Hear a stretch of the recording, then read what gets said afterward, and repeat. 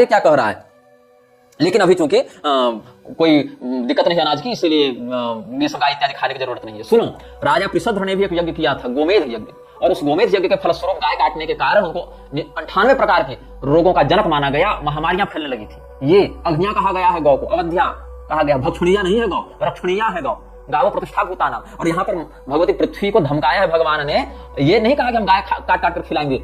पृथ्वी देवी का जो आतिदैविक स्वरूप है वो गौ के सदृश होता है, ये सही है, गाव प्रतिष्ठा भूतानाम भी आर्ष वाक्य है। किंतु महाराज पृथ्वी अपने प्रजा के रक्षा के लिए ऐसा कह रहे हैं, क्योंकि पृथ्वी में जो धृति शक्ति है, उसी धृति शक्ति के माध्यम से प्रजाजन का पोषण होता है, और पृथ्वी अपना कर्तव्य नहीं कर रही है, तो पृथ्वी के कर्तव्य लोप के कारण प्रजा की गाय भी तो मर रही है भूख से, जब घास नहीं है तो गाय को मारकर लोगों का पेट नहीं भर रहे हैं महाराज पृथ्वी को दंडित कर रहे हैं उसकी धारणा शक्ति में कर्तव्य लोप के कारण, क्योंकि उसके कर्तव्य लोप के कारण प्रजा में जो मनुष्य है वो भी मर रहे हैं और गौवंश भी मर रहे हैं। ये भाव है यहाँ पर।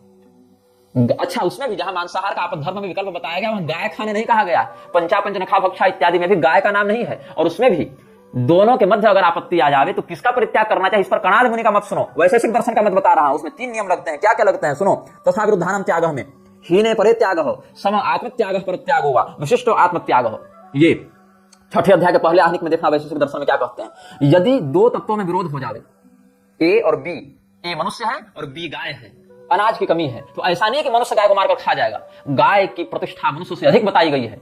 आचार्य कितने भी बड़े हो जावे, आचार्य के मल से लीपकर भगवान की प्रतिष्ठा नहीं की जाती है, चाहे परमहंस ही क्यों न रहे हो आचार्य, लेकिन गाय के गोबर से लीपकर भगवान की प्रतिष्ठा की जाती है।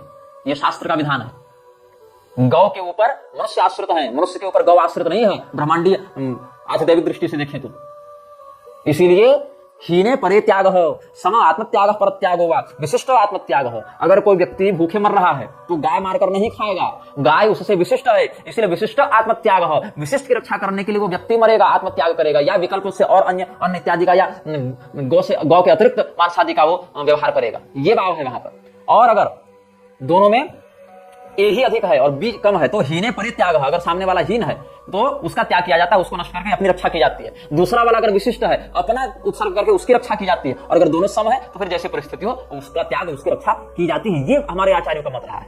ये वैशेषिक दर्शन के 6ठे अध्याय के पहले आहनिक में मिलेगा 3 सूत्रों में, कि विरुद्ध तत्वों में त्याग का क्या अनुशासन है। ये हमारा दार्शनिक आदर्श है सनातन धर्म में।